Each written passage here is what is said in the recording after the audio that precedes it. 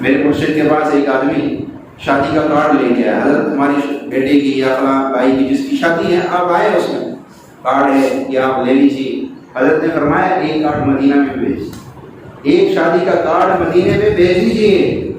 حیران ہوا کہ مدینے میں کس کو بھیجیں؟ کہا مدینے میں تو ہمارے دلوں کا قرار، ہماری آنکھوں کی ٹھنڈک، جناب رسول اللہ صلی اللہ علیہ وسلم تشریف فرما ہے، آپ اپنی شادی میں ان کو نہیں بلائیں گے؟ سارے رشتہ داروں کو بلا لیا، بھائیوں کو بلا لیا، سب کو بلا لیا، اور اپنے نبی کو شادی میں نہیں بلا رہے، ظلم کر رہے ہو آپ تو۔ اور جس کے صدقے کائنات بنی ہے، جس کے صدقے میں اور آپ وجود میں آئے ہیں، آپ اپنی شادی میں اس کو نہیں بلاتے ہو، افسوس کی بات ہے۔ حیران ہوا، کہنے لگا حضرت کیسے بلائیں گے ان کو، کیسے بلائیں گے؟ فرمایا اگر تم اپنے شادی میں اپنے نبی کی سنت کو زندہ کر لو گے، سمجھو تم نے مدینے والے کو بلا لیا ہے شادی۔ یہ ہے بلانا، اتنا آسان ہے۔ ہم اپنے غمی میں بھی اپنے نبی کو بلا سکتے ہیں، اپنی خوشی میں بھی اپنے نبی کو بلا سکتے ہیں، شامل کر سکتے ہیں اپنی خوشی میں، لیکن نہیں کرتے ہیں۔ کتنی شادیاں میری نبی کے بغیر ہو رہی ہیں ہماری، کتنی غمیاں ہماری نبی کے بغیر ہماری ہو رہی ہے، ہمارے کتنے کام کاروبار جس میں ہم اپنے نبی کو شامل نہیں کرتے، ان کو بلاتے نہیں ہیں۔ آج کے بعد اپنے نبی کو بلائیں گے نا، شادی میں بھی بلائیں گے، غمی میں بھی بلائیں گے، اور بلانے کا بڑا آسان طریقہ ہے کہ بس اپنے نبی کا طریقہ اس میں زندہ کر دو، گویا آپ نے اپنے نبی کو بلا لیا۔ ایک اللہ والے فرمانے لگے، بہت بڑے عالم دین مفسر قرآن، کہنے لگے جب میں مدینہ شریف گیا اور میں روضہ رسول پہ حاضر ہوا تو میں ڈر رہا تھا کہ کہیں روضہ رسول سے آواز نہ آ جائے کہ دور ہو جا مجھ سے، دور ہو جا۔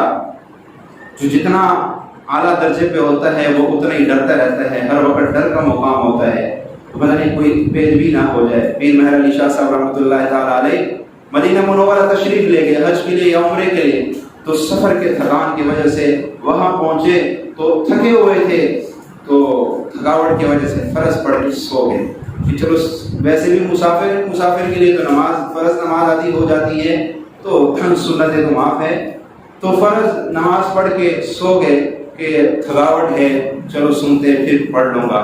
خواب میں آپ سے کی زیارت نصیب ہوئی اور فرمایا مہر علی میری سنت اتنی ہلکی ہو گئی کہ فرض تو ادا کر رہے ہو اور میری سنتوں کو چھوڑ دیا۔ اللہ، محبت ہوتی ہے، جس سے محبت ہو اس کو دکھ ہوتا ہے۔ کئی بندے راستے میں گزرے اور آپ کے پاس سامان ہو، آپ خالی سامان لے کے جا رہے ہو، کوئی بندہ بھی آپ سے یہ نہ کہے کہ یہ سامان مجھے دے دے میں لے جاتا ہوں، آپ گرمی ہے، آپ تھکے ہوئے، آپ ان سے کوئی گلہ نہیں ہوگا۔ لیکن جب آپ کا بیٹا بھی گزرے اور یوں دیکھ کے چلا جائے تو آپ کو گلہ ہوگا کہ نہیں ہوگا؟